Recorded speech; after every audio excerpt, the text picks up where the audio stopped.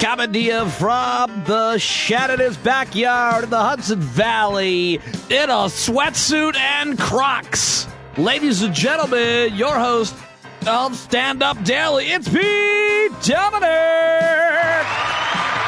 Thank you, me, as the announcer. Great job, me. Great job to me, and thank you for joining me here on Stand Up Daily. That's what I'm trying to call it. That's what I'm branding it, because it's daily. Monday through Friday, you can catch a great news update and 2 excellent interviews most days. Today, however, I did definitely not get it all done. Not the most robust news as normal, and I've only got Jeff Jarvis. I say only. He's one of my all-time favorite people to talk to, but I got a little over almost 40 minutes with Jeff Jarvis, and the rest of the day just really took off. But I do have some excellent guests coming up this week, some new folks you haven't heard from, and some of your all-time favorites as well. So stay tuned. If you haven't already written a review on Apple Podcasts, what in the good God name are you waiting for? Thank you to, who is this, beatlanta.com, who wrote a very kind review, 5 stars, and this matters over on the Apple Podcast reviews, who wrote, Pete is the best. I've listened to Pete Dominic since his early POTUS channel, Sirius XM days, since 2010, I think. That's right, and have rarely missed a single episode. He invites an array of experts in their fields to discuss politics, family, comedy, and current events. He's a great interviewer, funny, heartfelt, honest, and handles the podcast with humility and finesse. I highly recommend Stand Up with Pete Dominic. You'll learn, laugh, and come away feeling better about your day. That is really one of the best things you can do, is write a review on Apple Podcasts if you haven't already. Beatlanta.com, whoever you are, thank you very, very much. Also want to just apologize for technical issues yesterday. Longtime listener and supporter, Mark Lawler. Thank you, Mark, for reaching out and telling me. I think he was one of the first people to let me know that there was some dead air after a clip. That happens, let me know. Just email me right away, standupwithpete@gmail.com, and let me know, and I'll get that fixed also. The volume was low, apparently, and I guess I did not have it together Sunday night, apparently, but the volume was off. I fixed both of those and re-uploaded it, so sorry if there were any issues, but always let me know. I want to get it right here and then blame my fake producer, Keith, for all of the problems, because it couldn't possibly be my fault. Today's show welcomes the great professor of journalism, Jeff Jarvis, who I always love talking to. Didn't get a second guest. Didn't work out. I'm so sorry. But the rest of the week is packed with excellent guests, some of which you've never heard before on the program, some of your all-time favorites as well. Always like to mix it up and bring new voices onto the show. One person that will be joining, or at least scheduled to join me tomorrow, is former Obama speechwriter and now New York Times best-selling author David Litt. And I want to get started with the news, the last 24 right now, to tell you about David Litt yesterday. So let's hit the sound, Keith. The sound, Keith, from the show, the 24. This is supposed to be about the last 24 hours of news, please. Man, you are slow and really messing up a lot, buddy. You're going to have to get it together. You're going to end up in the woods behind the shed like old Schmeat. All right. Sorry, Vicky. Moving on, here is David Litt. David Litt went on Newsmax, and they brought him on to talk about Saturday Night Live with Elon Musk. Of course, David Litt is a comedy writer. He wrote a lot of Obama's speeches at the White House Correspondents' Dinner, worked at Funny or Die, and so they thought he'd be a great guest to bring on. Well, David Litt had a different agenda, and, well, here it is. This one, David Litt, good morning. Welcome into Wake Up America. Nice to see you. Thanks for having me. I did not watch Saturday Night Live. I watched the clips. The show's on too late, quite frankly. I don't think it's that funny anymore. What'd you think of Elon Musk's performance? This is the first time since 2015 we've had a non-athlete, non-entertainer on the show. The last person to do that and do well with great ratings, our former president, Donald Trump. Well, Rob, it's a great question. I mean, what happened on SNL this weekend was that people made stuff up and then said it on television like it's true. And that actually happens pretty frequently in American TV. For example, in 2020, Dominion Voting Systems sued Newsmax over its false claims about election fraud. Newsmax was lying to its own viewers, and Newsmax had to settle that lawsuit. So actually, I just need to check in. Are you still telling that lie, or are you telling new lies? Wait, are we talking about, I'm sorry, David, do you want to talk about something completely non-related and try to catch me on a Monday morning totally off topic, or do you want to talk about Elon Musk? Well, I can see why you don't want to talk about Dominion voting systems, because if you do, Newsmax could get sued and lose billions of dollars because these are live. David, that's fine, David. I know this is a very funny moment for you. I'm sure you didn't sleep last night as you prepared to sort of try and get the morning anchor on Newsmax. Gotcha. I'd be happy to talk with you about whatever you want to talk about. Obviously, it's not the topic that we have set up for right now. So if you'd like to talk about Saturday Night Live, I will do that with you. But obviously, I'm not going to talk about anything else right now. So you decide right now, in this moment on live television. Go ahead. Did Dominion voting systems have any impact on the 2020 election? Oh, that's unfortunate because I was really excited about this interview. I didn't watch SNL on Saturday night, but I thought Elon Musk did an okay job. And he also said that he's got Asperger's. So I thought that was a fascinating component of the monologue. So, David, we look forward to having him back on very soon again. That was a stellar interview. David Litt, thanks so much for joining us. We'll be right back. Oh, no, they got rid of David Litt. Oh, that's so great. That was so great. I woke up to that clip. I immediately reached out to David and congratulated him, thanked him, and begged him to join me. And he will on tomorrow's podcast. Another one of my favorites who's been on the show also made waves when her appearance on cable news.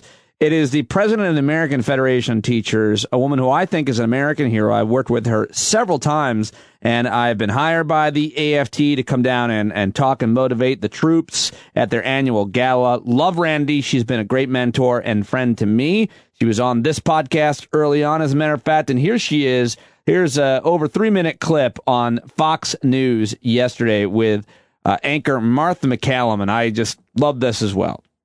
The 1619 Project teaches that that's the true beginning and the founding of our nation, not 1776, and that the reason for the revolution and the colonization was because people wanted to preserve, colonists wanted to preserve slavery, that the country was founded on the basis of wanting to preserve slavery, but that is not factual. That is not true. In fact, scholars in this area say there's no evidence that colonists were motivated by that in coming to the United States. So it would be wrong as a historian to want to teach them something that is not true, because that's the basis that sets up all these other tenets that lead to teaching kids that we live in a systemically racist country. So I would actually say that I've had several conversations with Nicole Hannah-Jones, and I have not arrived at the same conclusion from her work as you have. But let's put it this way. Well, that's not my conclusion. That's directly from their work. But go ahead. That I would hope that Fox would be just as focused on let's get rid of the misinformation about what happened in this election. This election was free. Oh, come on, Randy. Come on. This is not the topic that we're here to talk about. I'm not going to talk about that. We've talked about that before, but that's a dodge, okay? Because children in this country, we rank 36th in math, okay? That's about midway of all the developed nations in this country. So I am asking you, as you say you're a social studies teacher, do you favor teaching students that 1619 is more important than 1776? Do you favor that? I favor us teaching about 1776, which I have often done. I favor us teaching about 1619. I also favor us teaching about the Holocaust and the genocide in terms of the Absolutely. Holocaust. I learned about all those things in school that you just mentioned. But the problem, do you think that it's wrong to suggest to children that if they're white, they belong to an oppressor class? If they're black, they belong to a victim class? Do you have any problem with that? I think we should be lifting up all ethnicities. I don't think we should say that one is an oppressor class and one is a non-oppressor class. I am a big believer in celebrating diversity, in actually looking at and helping look at people's lived experience. But if you're really talking about misinformation now, Martha, and I hope you are, I really would hope that Fox would really look at what happened in this election and how we can, because every social studies teacher is wrestling with this, discern fact from fiction. We have to do that as social studies teachers. we have a president. President Biden was elected in 2020. I think that all of that is quite clear. So I'm not sure why you are so concerned with that with that particular moment in history. Every election is significant. Nobody is hiding anything under any rocks here. But yes, no, oh, God, you.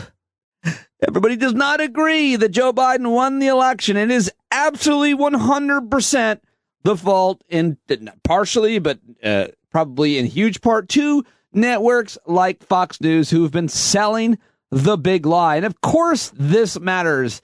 It matters for every single future opinion on any other issue. If you don't think that Joe Biden legitimately won the election, like 70% of Americans, or rather Republicans, as a result of networks like Fox News, then you don't believe in anything else, including the vaccine working. It is so important. And when she says nobody's hiding anything, please talk to me about what's going on in Arizona right now.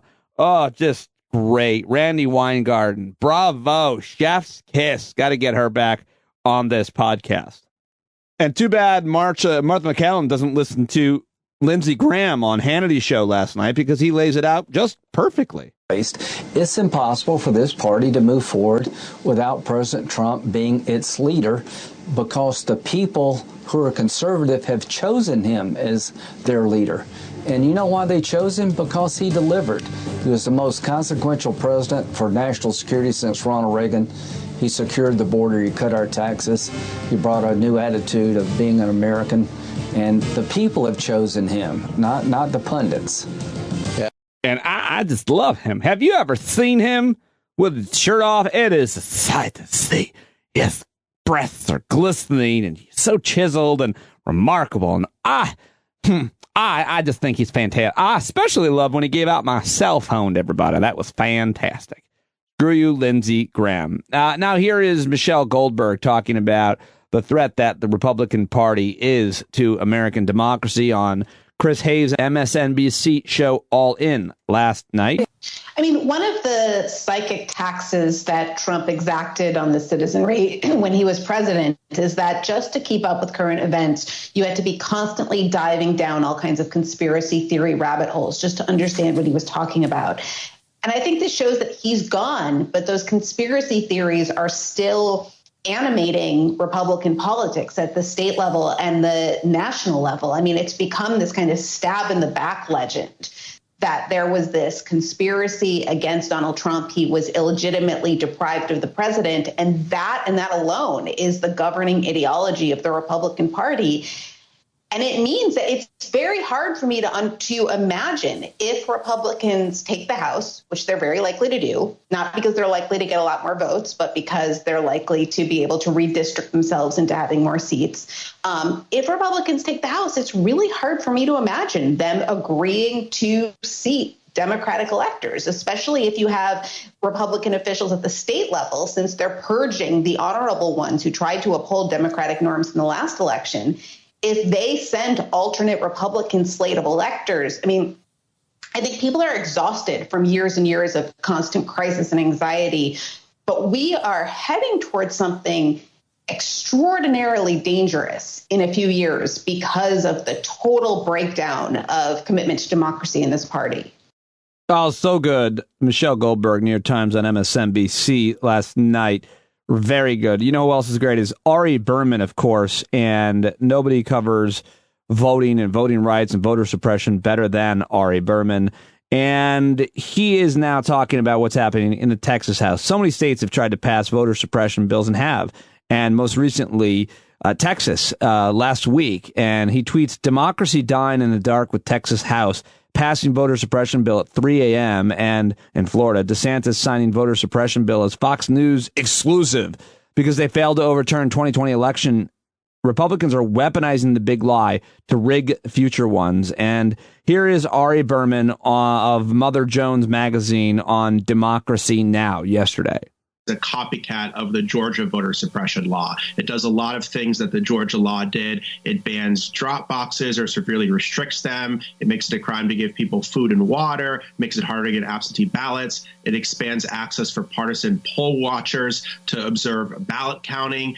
It was signed, as you mentioned, as a Fox News exclusive, something I've never seen before, where the press and the public, by extension, were shut out, an example of democracy dying in the dark in the so-called Sunshine State. And then you go to Texas, another state where democracy is dying in the dark, because they literally passed a voter suppression bill at 3 a.m. that will criminalize efforts to make it easier to vote while legalize voter intimidation. And I say that because it criminalizes efforts to make it easier to vote, because if election officials, for example, will send out absentee ballot request forms to voters who don't request them, which is a standard thing in lots of states, they can now be charged with a criminal offense. At the same time, if election officials try to remove partisan poll watchers who might be trying to intimidate voters, they could themselves be charged with a criminal offense. So basically what it's trying to do is legalize voter suppression. I think at the core, the Florida bill, the Texas bill, all of these bills,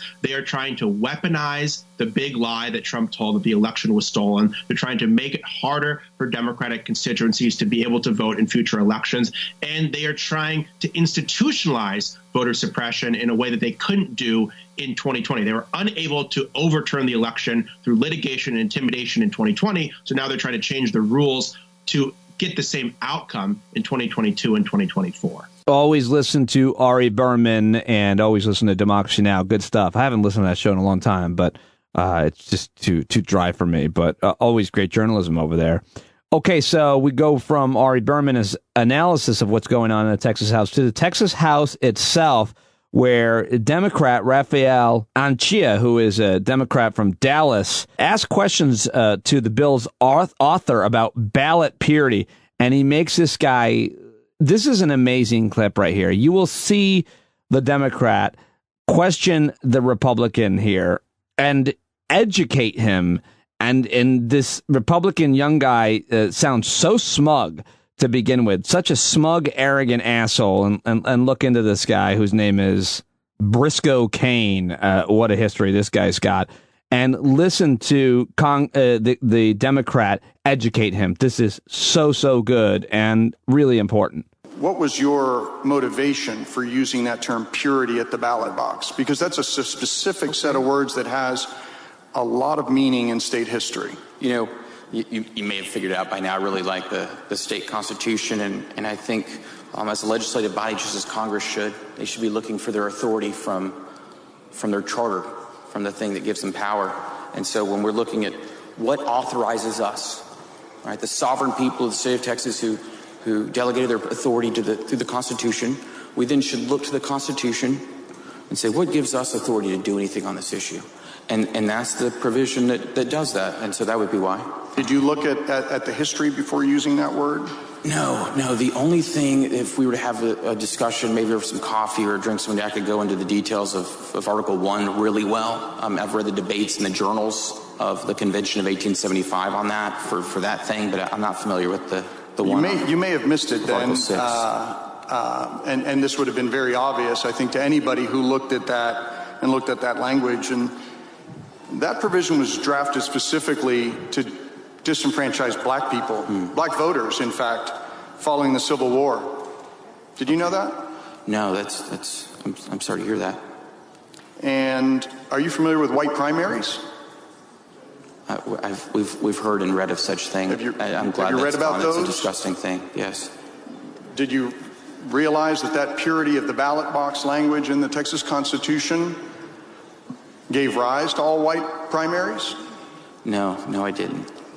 And did you know that this purity at the ballot box justification was also used during the Jim Crow era to prevent black people from voting? No, those are troubling things. I didn't know that was their Did reason. you know that in states across the country that penal disenfranchisement schemes were put in place, including in Texas, as far back as 1845, to effectively lock African American people out of the political process? Are you aware of this history? I wasn't aware of any kind of malicious intent in the use of that term. Okay. And the reason it was used is I looked at the Constitution because I believe our authority is derived from the people, and that's why. Gentleman's time's expired. Oh, that was a wonderful evolution right there. I've actually reached out to the Democrat who you just heard there, Congressman Rafael Anchia, and invited him on the show. So we'll see what happens with that. I just thought that was exquisite. All right. Also, now. Let me just throw to a political ad. This is the Lincoln Project, and they're taking it to Elise Stefanik, who's going to replace Liz Cheney, apparently, as the third highest ranking Republican in Congress. And they're using footage from CNN. Jim Sciutto is the anchor you'll hear talking about. Also, Charlotte Alter has a great article about this in Newsweek, this reversal that the congresswoman, who is the youngest congresswoman ever elected, made from being more moderate to just completely going in the tank for Trump. Here's the Lincoln Project ad with all the circus music and more. I'm committed to being a uniter and a bridge builder. I bring, I hope, a sunny side of optimism to Congress and a willingness to work with people. On the Muslim ban, she stated at the time, this is not who we are as a country. I ran for Congress to bring new ideas, fresh energy, and a new generation of leadership to Washington. On the border wall, she stated, I don't think that's realistic. I'm proud of the positive, issues-oriented race we have run from day one. And when Trump was caught on that Access Hollywood tape, she stated at the time, Donald Trump's inappropriate, offensive comments are just wrong. So that was then. This is now. I am honored to support President Trump. There was no constitutional basis for impeachment. She has sold her soul. I can't work with people that are that just craven and soulless. I plan to object to certain contested electors on January 6th. Look at Elise Stefanik, someone who started out as a reasonable person, and now she's on Steve Bannon's show. I fully support the audit in Arizona. Was she full of crap then, or is she full of crap now? Either way, crap is crap. And it is the best reflection of where the GOP is right now, is they are about to knock out a principled woman for crap. Donald Trump brought the gold toilet into the RNC, and everyone thinks it's a pool, and they're just diving in. All right, Michael Steele there at the end. I should probably get him on the podcast, too. How annoying is it when I hear clips and say, oh, that person's been on, or I should get that person on? I bet you that's annoying. And it's annoying me when I hear myself say it. Okay, moving on past things that annoy me about me. Finally, I want to play Elizabeth Warren, who I love. She was on All In with Chris Hayes last night. They were talking about a wealth tax, and Jeff Bezos. News broke that Jeff Bezos is buying a $500 million yacht with like 4 masts on it. Jeff Bezos, who his company Amazon doesn't pay taxes, doesn't pay its employees, won't allow its employees to unionize. I mean, $500 million is how much he's spending on a boat. And apparently he's getting a companion boat because this boat can't take a helicopter because the masts are in the way. So he and his new girlfriend are getting another boat, and it's just absolutely insane. And so here's Elizabeth Warren talking about how it should be handled. The sort of general politics of tax hikes on the wealthy now compared to, say, a year ago or 2 years ago? How about just before Jeff Bezos announced his new yacht?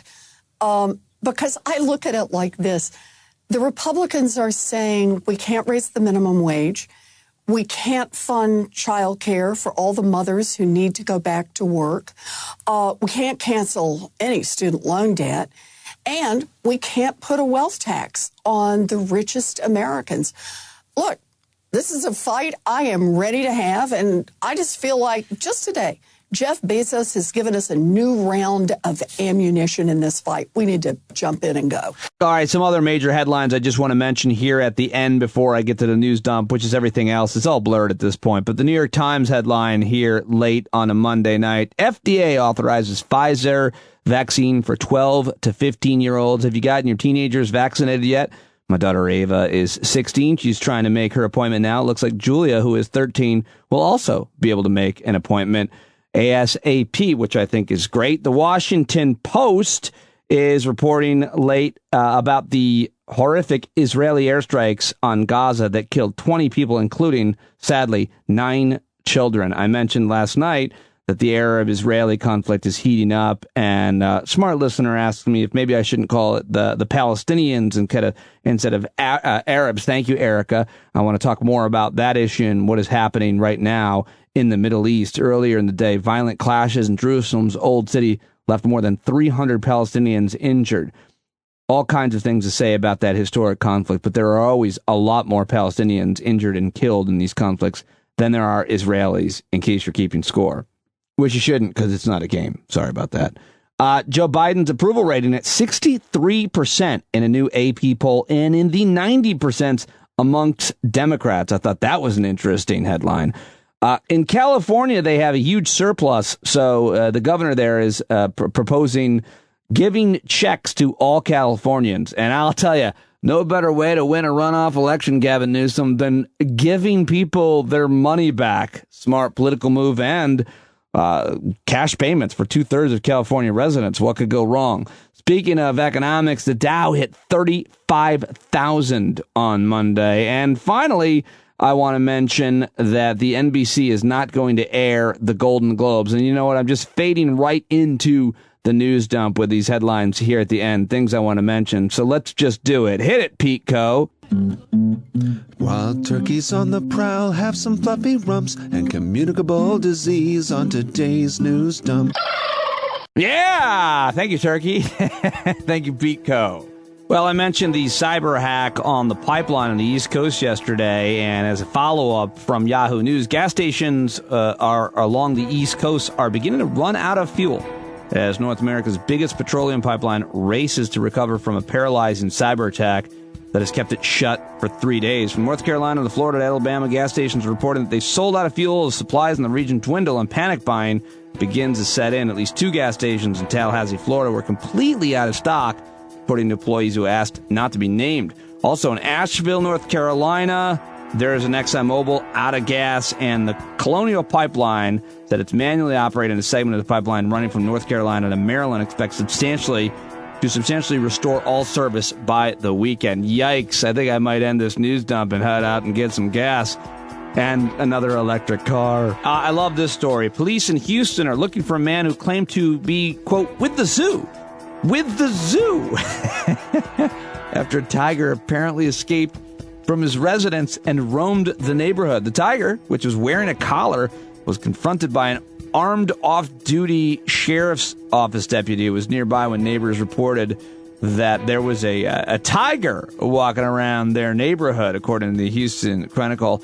The deputy yelled, "Get your tiger back inside," along with a few other swear words at a man who emerged from the residence. The man then brought the tiger back inside the residence without shots being fired. Minutes later, he put the animal in a white Jeep Cherokee and drove off before police arrived. Police say they pursued the man but lost sight of him as he sped away. Holy shit. What is happening? This was a story from yesterday in Houston where a man's pet tiger got away. And I'm going to be following up on that story. I'm obsessed with it. Apparently, a U.S. ship fired 30 warning shots at Iranian speedboats in the Strait of Hormuz. Ford is recalling over 660,000 Ford Explorers due to loose roof rail covers that can detach while the vehicle is in motion and create a hazard for others on the road. 2016, 2019 Ford Explorers, you might want to get them checked if you've got one. Also, the U.S. is probing a steering problem in 1.1 million Honda Accord sedans from 2013 to 2015. So if you got a Ford Explorer or a Honda Accord, you might want to look into those recalls. A man has been arrested in Puerto Rico after killing a dog on a golf course. Puerto Rican police say they arrested a man accused of shooting and killing a dog that had stolen his ball on a golf course at a well-known resort. I like to hear that. You can't kill dogs for stealing your golf balls for almost any other reason unless they're attacking you. And that goes for tigers, too.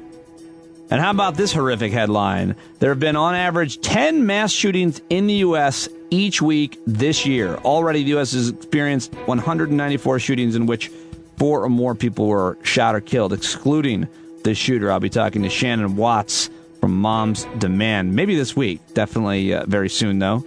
And Curtis Fuller, a leading trombonist of jazz's Detroit wave, has died at 86. And let's let some of Curtis Fuller's music take me right into my first guest. That is today's news dump. And now I want to introduce you to today's guest. But before I do, just real quick, Indeed.com/standup. If you're thinking of hiring anybody at all for anything at all, go to Indeed.com/standup. They're my sponsor.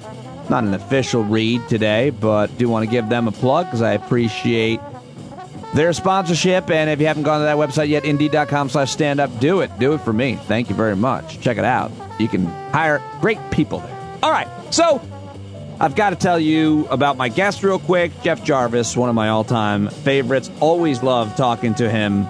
His resume is very impressive. Of course, he was the creator and founding editor of Entertainment Weekly. He was the president and creative director of Advance.net.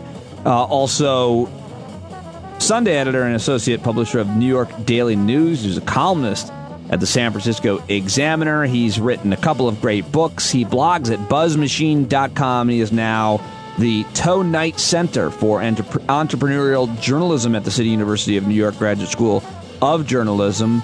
And he is always great when he joins me here on Stand Up. Ladies and gentlemen, on Twitter, where he's excellent as well, at Jeff Jarvis. Here he is, Professor Jeff Jarvis. Ladies and gentlemen, I've got him back now. There he is, the great Jeff Jarvis, who I first learned of when I was listening to the Howard Stern show, and you called in. I was like, who is this guy that Howard Stern respects?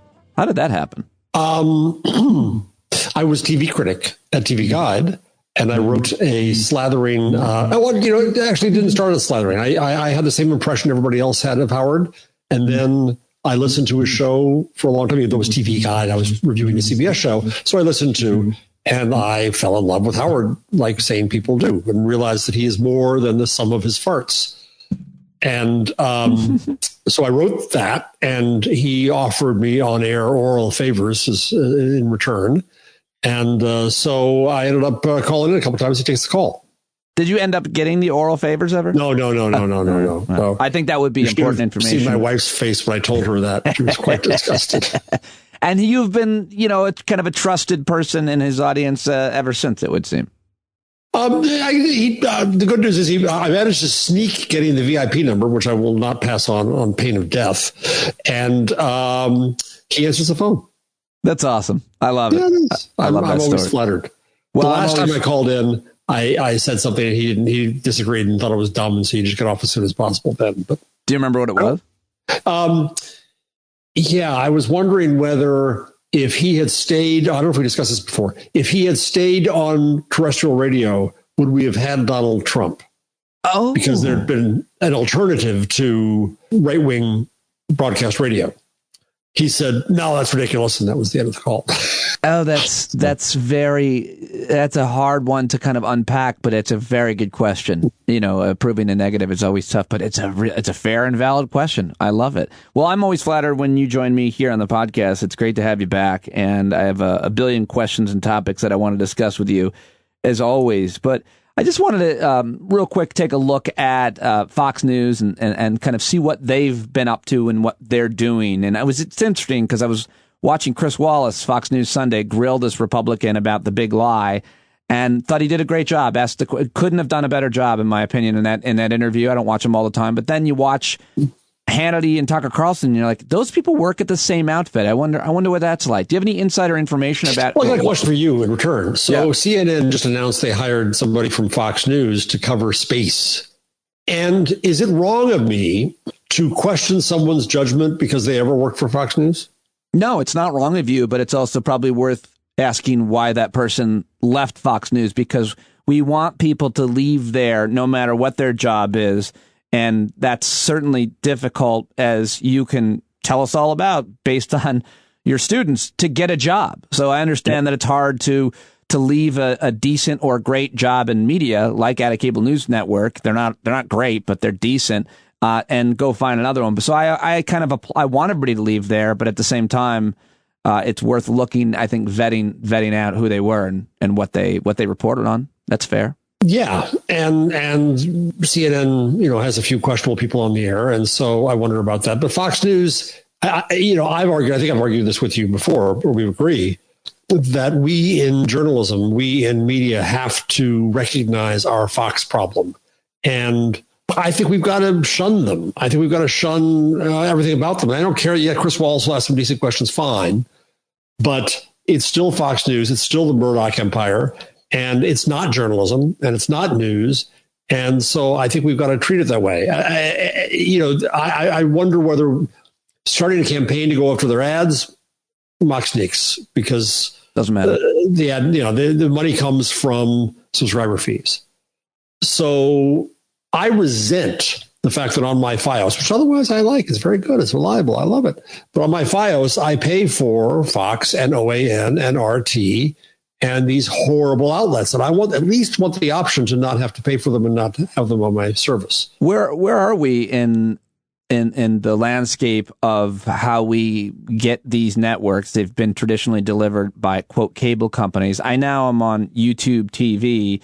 That's where I get mine. I no longer have a traditional cable provider, but everybody's doing different things. But where are we in terms of being able to opt in and out or have it be a menu? You would think that all of the bigs would want to do that so that they could not lose customers. But I'm not even sure that would actually do what you would want to do. You wouldn't have to pay for it, but they would still be one of the most popular choices, I would imagine, because Americans exactly. And some people would cancel MSNBC.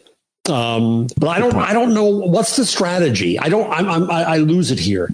I don't know what the strategy is to deal with the Murdoch problem. I think I have the book here.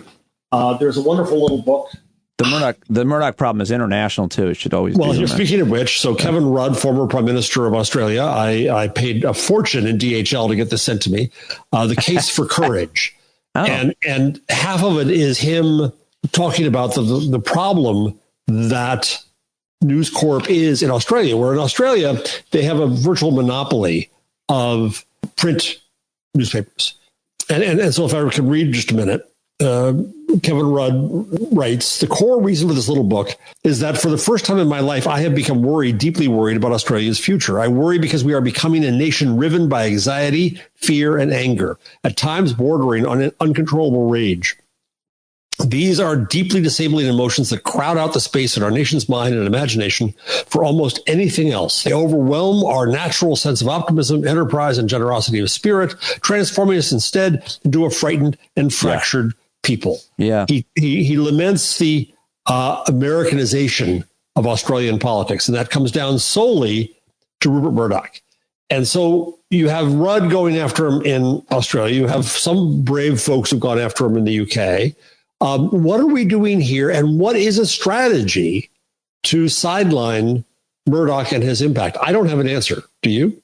Well, I think it has to. I'm sure classic economists and Marxists have a pretty good answer. I mean, it just seems that when you're talking about that, if you can make millions and millions of dollars by scaring people into watching your show, listening to your radio show. If you can make billions and billions of dollars by pumping horrible things out of the ground, it doesn't matter if they're good for the planet or good for our conversation, as long as you can make a lot of money. So as long as there's profit to be made, in media, the best way to make it is the way that it's being done, as opposed to having news be, the lost leader and all the things that, happened 50 years ago or were thought that it should be. I don't know how you change that. Here's the thing. You don't regulate that. I'm not even sure. The argument is that nothing but money motivates Murdoch. And I would buy that, except that he loses untold tens of millions a year on the New York Post. There are better investments than Fox News out there. He got rid of the rest of the company to Disney, which is where he's going to make most of his money on dividends from there. I don't know. It's honestly a question. I do not know whether money is the prime motivator for Murdoch, as some insist, or is it political? I mean, he has been known to switch his politics too. Is it just merely power and feeling like he's on the inside? I don't know. Yeah, it's got to be a mix of all of them, but probably mostly power, right? I mean, it's not money at this point.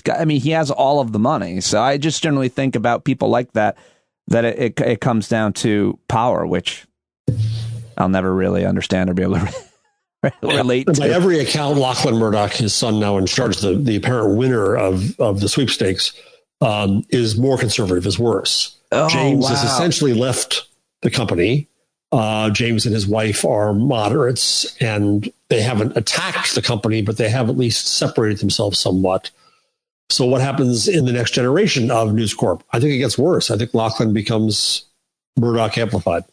Hey, do we need to talk about, do you have any important thoughts about the Bill and Melinda Gates divorce? I try not to have thoughts about other people's divorces, because I don't either. But I thought you might have something based on the vaccines and based on the Epstein thing. I don't know. If there's nothing there, then fine, I move on. Well, the Epstein thing is I don't know if you follow Jenny Jardin, who's online. Oh yes, XENI, yes, XENI, right? That's all I know. Yeah. A co-owner of Boing Boing, though she no longer writes there. She keeps saying there's more to be heard about Epstein. And so who knows what comes out. It just creeps me out so much to get anywhere near the topic. But, yeah, me too. But if I'm going to believe in any conspiracy theory, I'm going to believe it the one that let's just say he didn't kill himself until I don't believe that. I think I want to believe in that one. I want to believe in some conspiracy theories to be like the rest of our country, which is the biggest problem. And I want to talk with you about that. I mean, it seems that some people are just coming to this conclusion. I saw a clip. Al Franken's like, this is really serious. So many people are believing in this shit. And I've been yelling at people like Al Franken for 10 years about this. It's obvious why they're believing in it. And how do we get them to not believe in it is an important question. But what do you make of what, Tucker Carlson's doing every night now on replacement theory and questioning vaccine stuff? How serious is it? Oh, it's very serious, and I think it's quite harmful. And I don't think we know the depth of the damage. I don't think we really understand the cause and effect, nor do I think we have strategies to get rid of them. I'm reading some academic papers, trying to act like an academic. I'm only a journalism professor, about just this topic this week, one by Brendan Nyhan, that he was a researcher who did a paper some time ago saying that in 2 experiments, if you exposed people to fact checks, it would only ingrain them further in their misheld beliefs. He said, actually, research since, a good researcher, a good scientist said, research since has shown that wasn't the case. It got overblown in media. That, in fact, you can have an impact on people's perceptions around accuracy. That's the good news. But the bad news is that elites, and I use that term very loosely in this case, that is to say, not people who deserve to be elite, but people with power, have a greater impact. And I've been wondering, I want to hear your thoughts about this, Pete, because you're a wise man. I've been dancing around writing a post that I haven't written yet, and the world's no poorer from not having written it. Nobody's going to notice that I haven't. About whether the role of journalism shouldn't be so much the promulgation of information, but fostering a sense of belonging. Let me explain that for just a second. Another paper I read said that, and Nyhan said this too, that a lot of what people are doing is feeling a sense of belonging to their group, right? We see this, they're in group. And the I think it was the New York Times or Washington Post had a long story the other day about this sense of belonging to people. We've talked on this show before about Hannah Arendt and how people feel atomized and they don't belong. So the question is this: is it possible to make people understand that they do belong to groups of commonality?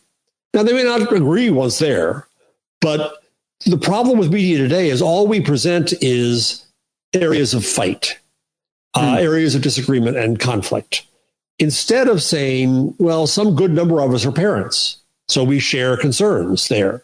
And if we start with that basis of sharing those concerns, that same reality and those same concerns, what would journalism look like then? What does it feed? What does it try to get us to do? Or people who are concerned about their health, or people with old parents are taking care of, or people who are concerned about getting jobs.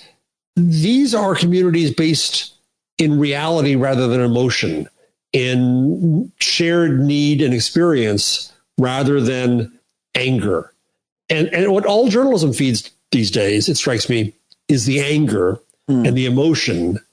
And then we say our job is just to give you the facts. But no, we always present the facts in light of people disagreeing with each other, rather than presenting them in light of people sharing similar needs for solutions. Boy, is that much BS, or is that? No, it's pretty much a direct hit to exactly what I'm doing, not on purpose. Mm-hmm. And I really now I'm trying to understand what has happened with this show. But what you're talking about, fostering a sense of belonging, and should journalists do that? And I think that when you create a place to learn about the world's events and issues, how they affect you, your family, your community, your country, your planet, then, and you create a place that is also a community. That's what I've done. What you're describing is what I've done, and it's fascinating because what there is there's a moral objectivity that people have a shared sense of, say, civil rights, human rights, similar things. We don't obviously all agree, but within that community, you have a lot of different references and focal points and perspectives that you can measure against when it comes to things like parenting, even. Right. Hey, my daughter is in remote school. I'm not sure it's the best thing. Are your kids in, parenting? You name it. So many things. And I think when I'll tie it up here, but when you talk about local journalism and how it's almost dead because there's no way to make money. And you've written and talked a lot about how it can be revived and how it should. That's what I've done. We've got thousands of listeners, but it's not like we're talking about Howard Stern. It's not CBS News. It's not TMZ. It's not millions and millions. And when you have a smaller group, it sounds counterintuitive to the person who created it, like me. How do you make money? You make plenty. You make plenty if you get 3,000. I'm not where I want to be, but you get 3,000, 5,000 people. That's a small community of people. All I do is bring on experts. I think I'm doing exactly what you're saying. You create a community, and they're scientists, and they're journalists, and they're academics, and they might be wrong. But I'm just asking them questions. And the final point I would say is I'm not creating conflict here. I did it serious. I get its appeal. I'd be happy to do it. I'm just not looking for it. And yet people still appreciate it because of the model that I have, which is daily and asking smart people questions. And sorry for taking up so much time, but you said something. I think you described kind of what I'm doing, and it felt really good to have it be named that way. Yeah, I think you are right, and you're a better man than I, Gunga, because you do reach out to people you disagree with or disagree with you, and you do sometimes manage to find commonality there, or at least understanding. And until we can get there, we're kind of nowhere. But to your point, yes, I think you are doing that. You're having your Thursday night get-togethers. Your people are gathering around the fire pit. And they have this other, like the Discord platform. They have other things where they communicate with each other. They all know me, which is great. But I want them to know each other and be able to talk to each other. And that's what you're talking about, I think, to some extent. Yeah, I was just on an event at Columbia about a better internet, and they did it in the Zoom webinar format. And so there was an immediate kind of revolt, and the only thing we were allowed to do was Q&A. So a couple of us went into Q&A and said, "Can't we chat?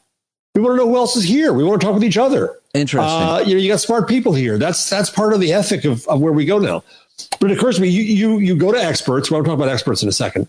But you go to experts or people with opinions, and you do promulgate information, but it's secondary. It's part of the discussion. It's a tool for the discussion rather than the founding myth of current journalism, which is that we just give people the facts and then it's up to them. That's all our job is, to give them facts and stand kind of apart from society. No, you're part of the community. You're a member of it. You got the mic, but you're just a member of the community. And when you bring people in, you bring it in to inform the conversation. I wonder about that, too, because I was watching, I think it's the BBC the other day. I don't know why. But the anchor reads headlines and pivots to the next headline. I also do that in a news segment on my program. And the reason I do it, I make pithy remarks about it, and I try to make it interesting and keep it moving. But the reason I do it, Jeff, is to just let people know that this is a thing that's happening. And if you want to look into this, you can find all of the news outlets. But I feel like that's what newsreaders are doing. So in a way, it is the defense of, hey, I'm just reading the news. It's all, comes from a different opinion and so on. But if you give people a list of today's headlines, they can then look deeper into the things, or at least have it in their realm, in their world. They know that this is happening in India, this is happening in Colombia, and this is happening in their hometown. And I like that segment you do, but your entire goal is not that. No, your it's just part of what I'm doing. Conversation and community. Yeah, sure. It's part of, yeah. So let me ask you about experts for a second. Because I'm seeing, in my mind, a slightly troubling rumbling lately among people, I won't name names, but some writers I respect, some smart people who are getting snippy about the experts in COVID. Like they were wrong about masks. They were wrong about aerosolization. They were wrong about this and that. Well, of course they were. It was unknown. It was science. And if we all start sniping at the experts, where are we left? Of course they were wrong about things. Naturally, they had to be wrong about things, but they learned as quickly as possible. And that going after the experts just really scares me. Yeah, well, I think that you can answer this question better, and so I'll ping it right back to you, which is what I have learned a lot about over the past few years, before COVID, from my friend Dr. Aaron Carroll, for sure, first and foremost, is that science is hard, but communicating science is even harder. And a lot of times the people that are trained to be scientists, went into that field because they're not good at a party, Jarvis. They're not necessarily great at communicating. And so there's a whole field of study around communicating. Yale has this great initiative to communicate climate change science. And so you can speak you can answer that question. Good at science, not always great at communicating. They want to tell us how to do, how to be, how to think, how not to be scared. But sometimes they scare us more. And it's not, they have a lot to learn about that. And so do we. And we need to be a little bit more forgiving about where that disconnect might be. So when you have scientists on, for example, doctors and such, how do you draw them out? I ask them to drill down on questions. I joke around with them. I give them the devil's advocate a lot. I give them the conspiracy theory a lot. But then I generally, to be honest with you, I develop a relationship with these people over time so that they feel more and more comfortable communicating in my way and the way that my audience appreciates, which I would describe as dumb it down. Just dumb it down for me. I'm not dumb, but I'm not a scientist. And when you're talking about too much of the science, it can be confusing. So slow it down and talk to me like a baby. Yeah. I don't know if that answers your question on how to draw them out, but when I interviewed some of them at the beginning of the pandemic, a question they appreciated was, what should I ask you? Oh, what are you qualified to answer? Yeah. Right? Because they always got upset that you would ask the virologist an epidemiological question or vice versa. Right. And we didn't understand the taxonomy. We immediately didn't understand the taxonomy of their expertise. And they put fences around their expertise. This is what I know. This is what I don't know. And I think respecting that is important too. Well, the other part of it is that I've learned a lot about is journalists and editors and others seeing a study and misinterpreting it or purposely, throwing it out there as clickbait.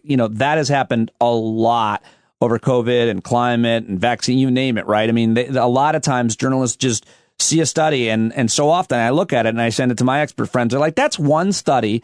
It was poorly done. It didn't have a good sample size. And yes, maybe the funding is questionable, but people, I think, get too hung up on that too often. So that's a problem too. Journalists interpreting science wrong.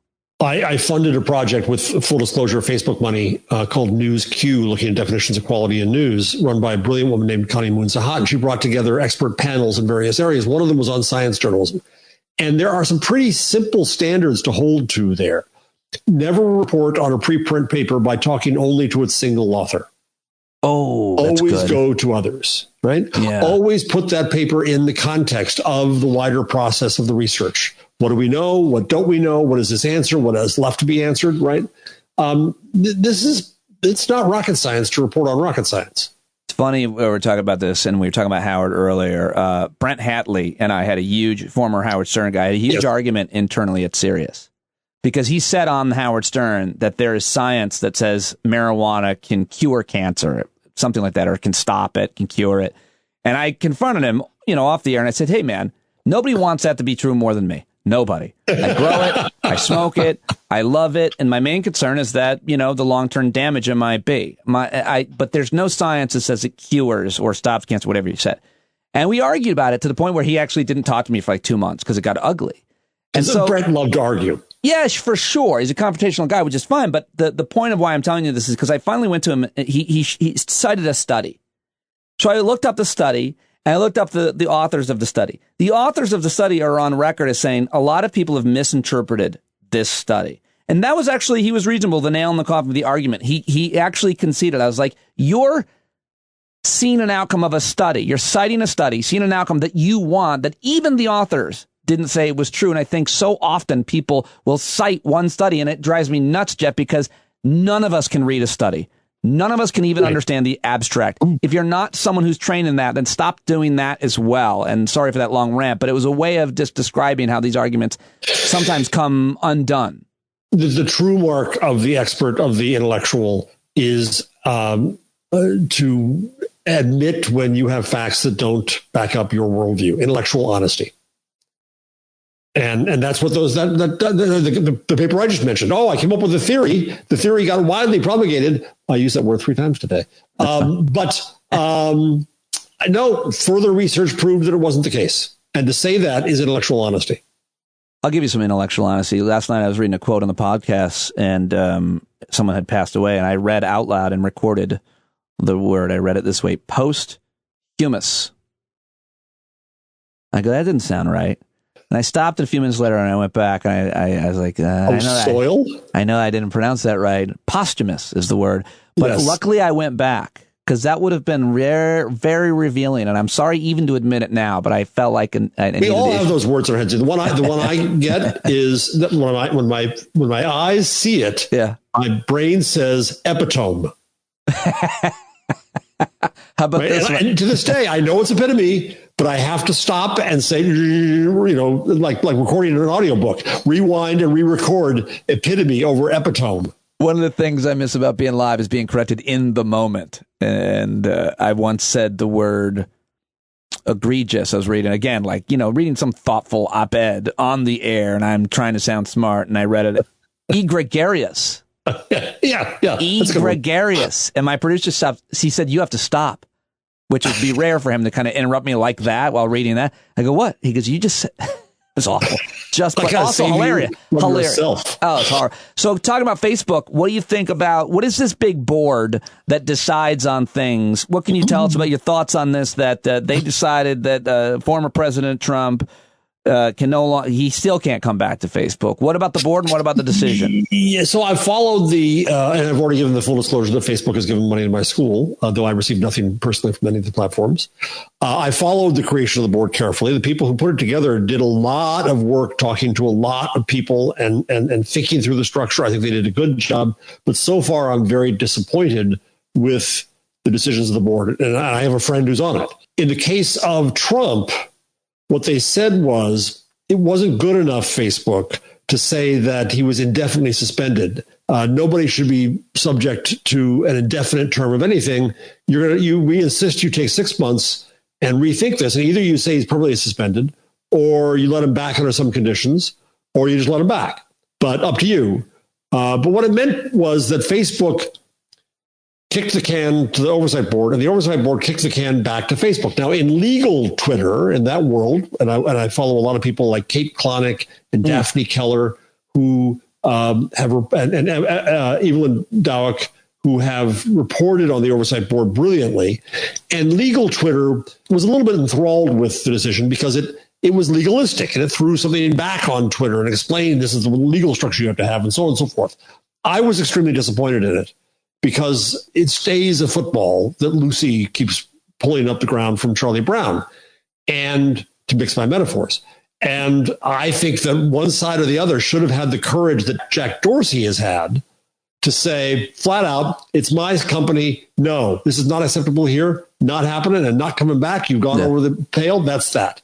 So I think that Jack Dorsey, from a position of authoritarian rule of a company, took more responsibility than either Facebook or the oversight board has. I'm glad I asked you about that. That was something I definitely want to get to. The other thing I definitely want to get to, because my conversation with Jeff Jarvis, as you can see, can always go all over the place. I love talking to him, but I want to talk about what is happening right now in our economy and why it's happening, because we were talking before, and this idea is quickly spreading, and it's a believable idea, and it's this idea that reasonable, quote, fiscal conservatives can certainly buy into, which is that the government has overshot, has given out so much money to people that people don't want to work, which has always been, by the way, I'll say it, a believable thing. It's a believable thing that if you give people money, they won't want to work. In reality, if you know any working folks or poor folks, you realize that is an anecdote. It's an exception, that most people that are poor are working their asses off, and all they can think about is trying to find the next meal if they're really destitute. But this is what is happening is a kind of a restructuring of our economy, and there's been a lot of reporting about this, and I want to talk with you about it. What do you think is happening, and what do you make of this idea that is certainly spreading amongst folks on the right, and reasonable folks often, that we've given out so much money that nobody wants to work at McDonald's even? Yeah, I heard it from reporters too. I was shouting at my TV with MSNBC on the other day over just this.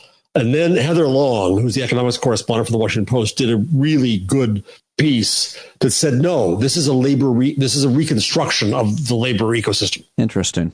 And we've seen a lot of pictures on Twitter lately of signs posted onto the outdoor ordering console of a Wendy's or a Chipotle or other stores saying, we're closed because we can't find anybody to work here. Right. So that's part of the argument. Wendy's is giving out a free sandwich if you apply for a job. Well, why don't they instead pay a living wage? And if you look at In-N-Out Burger, they're paying $17 to $18, and the burgers are still cheap and greasy. That's going to get me in trouble.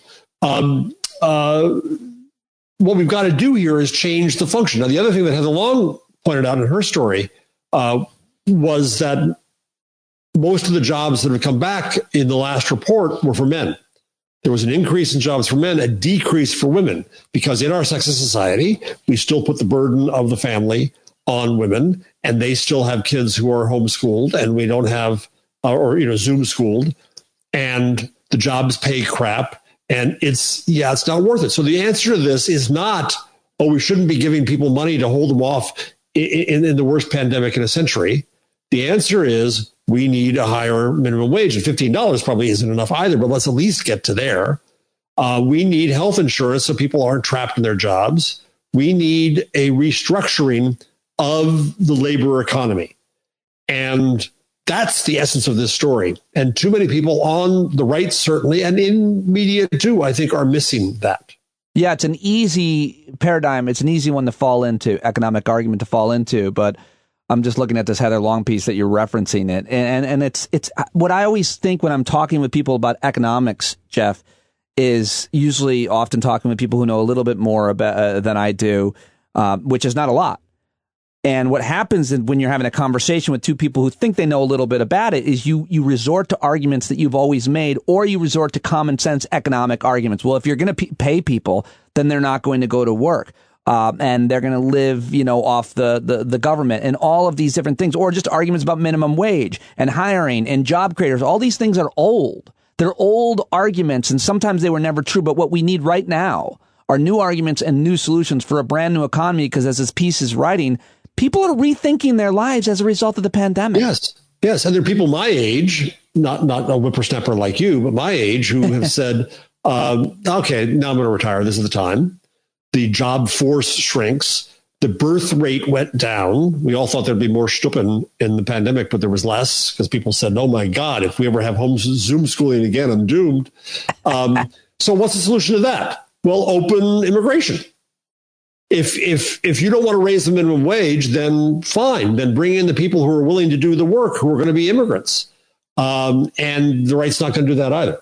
But this idea that government creating opportunity and stimulating the economy is making people stay at home because they're getting a check. I'm sure you can find some people. Yeah. That's not how we make. The anecdotes are there, yes. Policy decisions, whether it be on economics, health, education, ever based on the anecdote. But that's what works in media and to win elections for sure. Yep, exactly. I mean, it's like the trans issue. It's like this issue of, which is not an issue, of kids playing, the sport that they're not biologically, born into. What everybody knows what I'm talking about. I'm not explaining it well. It's stupid.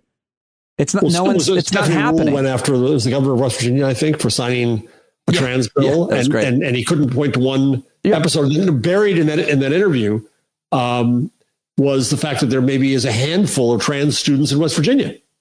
Right. So why did you feel the need to go pass a law about it? Right. Except that fomenting fear and hatred over fostering community is what both politics and media are about. But you can find one person who is doing what you're saying. That does not mean we should make major policy decisions based on that, or a handful of people, exhibiting this behavior or that. That's not how we do things. But it's exactly how you do things to get ratings and win elections. It's the essence of moral panic. And moral panic is that you blame your troubles on one folk devil and say that it's all there and that you have the solution. Last issue I want to talk with you about, Jeff Jarvis, is your thoughts on the political situation right now with what's happening with the Republican Party. And it is really far from over. And I'm having a hard time coming to terms with it just because Trump is gone. His effect, his power is every day. And they're pushing Liz Cheney out and they're bringing Elise Stefanik in, and they are passing laws at the state level and almost every state that they can to make it harder to vote. And gerrymandering districts, and what does that mean for democracy and tyranny by the minority, one could argue, in terms of the way that our Senate is made. And the idea yesterday talking about the fact that Kevin McCarthy could be the Speaker of the House and Mitch McConnell could be the majority leader. And it's very possible, and they could do so much more of this, all based on Donald Trump's lie about the election, that they have to saddle up to. What are your thoughts on this? When does it end? I'll disagree with one part of that. I don't think Donald Trump is actually powerful at all right now. I don't think he's not saying anything except in front of his, Chuckles Club microphone in the Holiday Inn called Mar-a-Lago. He's not doing anything. He's not exerting anything. He is the empty vessel. So the party is doing what the party wants to do. And he's just merely a symbol, I think, at this point.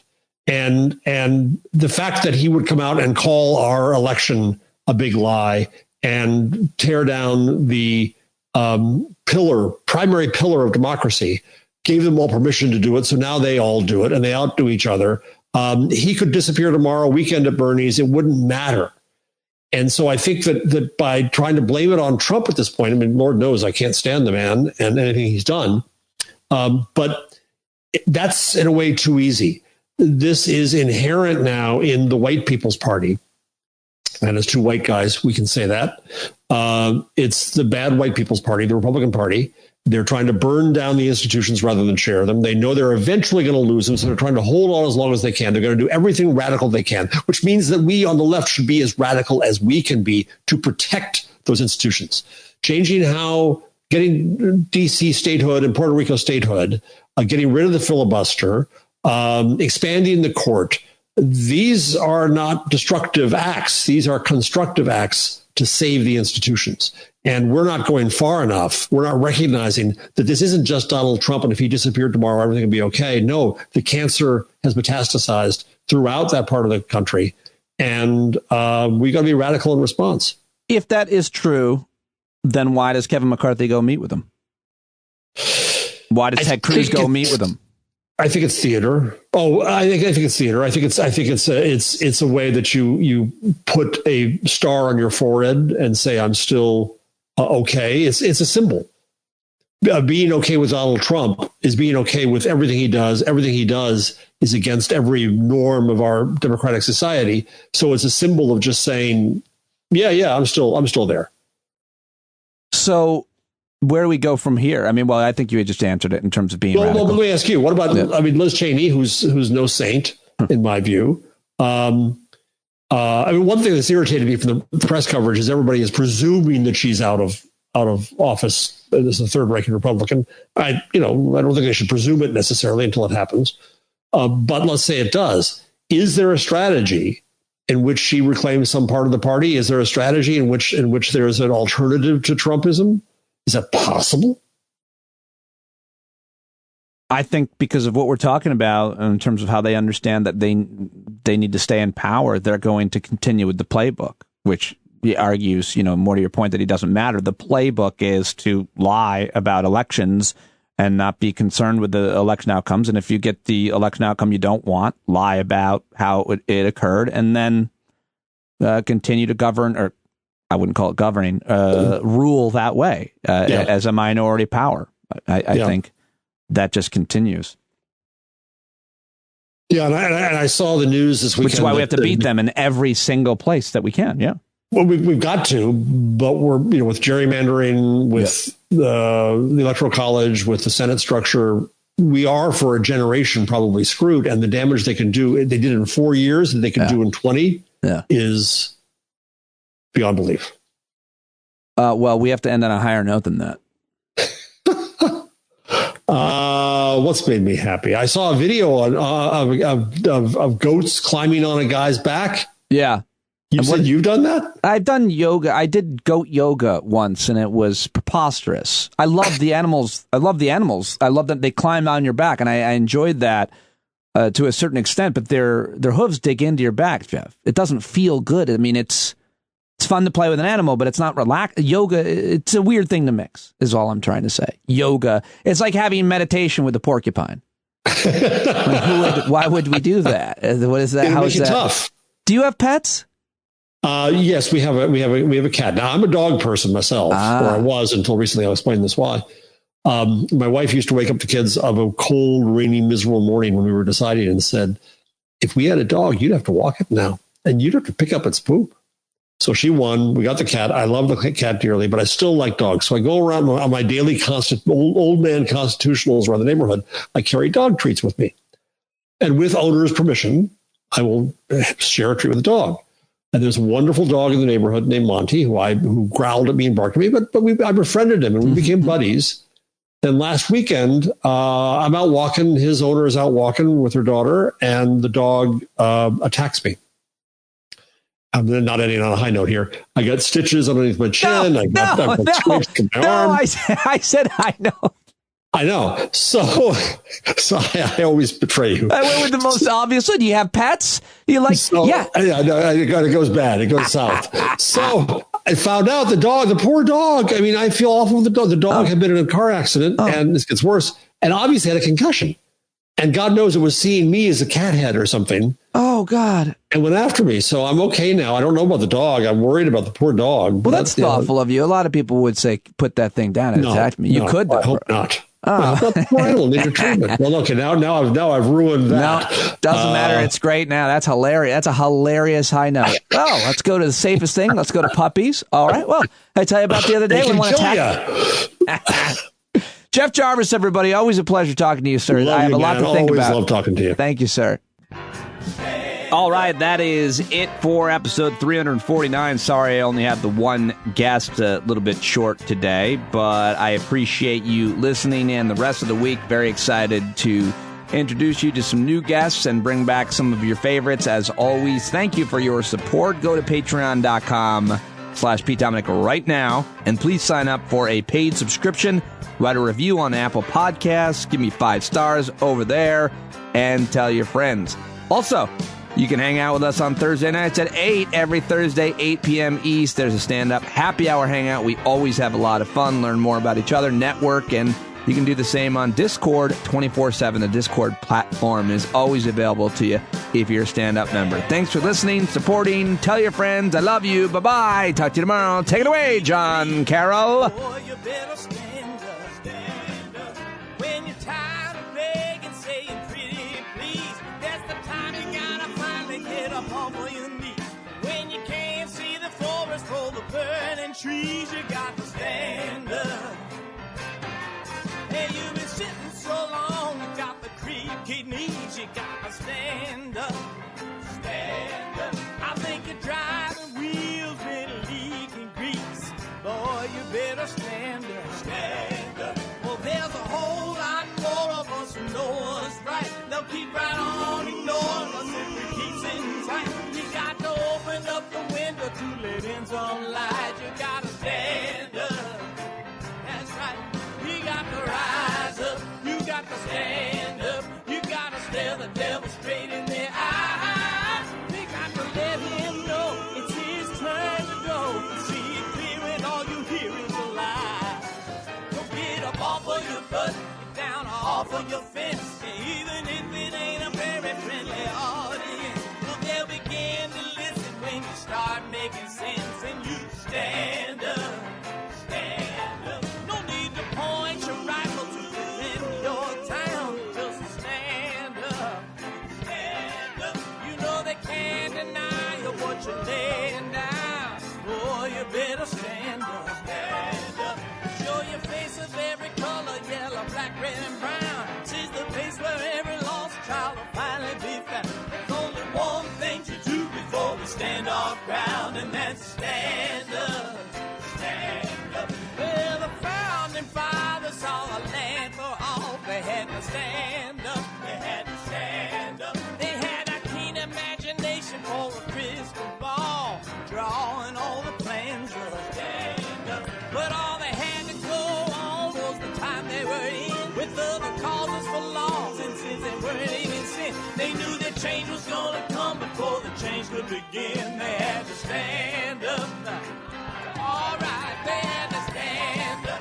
We got to stand up. We got to look the devil square in the eye. We gotta let him know it's his time to go, to make it clear when all we hear is a lie. Why you lying awake wondering where the money all went? It'll be the cost of freedom that'll go unspent. You can see him flee the scene of that experiment if you stand up. All right, we got to speak up, we got to reach up and raise your voice in every way you know how. Don't be toes up, you got to show up. Ain't no better time to do it but now. No need to pledge allegiance to no wanton tribe. Rise up, show obedience to the voice inside, and listen well and it'll tell you not to run and hide. It says stand up. Stand up. Got to stand up. Ooh, come on, just stand up. Everybody got to stand up in the darkest hour. Stand up. People got the power. Stand up. Come on, come on, come on. Come on, come on, come on. Come on, come on, come on.